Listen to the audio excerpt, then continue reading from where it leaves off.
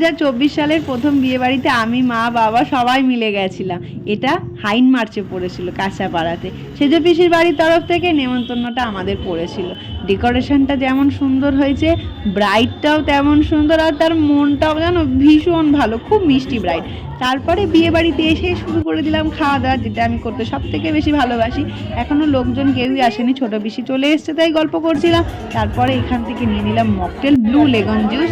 তারপরে সেজো মা, সেজো কাকা, সেজো পিসো সবার সাথে গল্প টল্প করে নিয়ে বাজে এখন রাত্রি 9:30 মতো।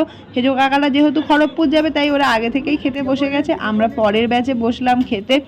রান্নাগুলো যেন ভীষণ ভালো ছিল। বিয়েবাড়ির ফিশ ফ্রাই তো খেতে ভীষণই ভালো হয়, আর এটা যেন আরও টেস্টি করেছিল।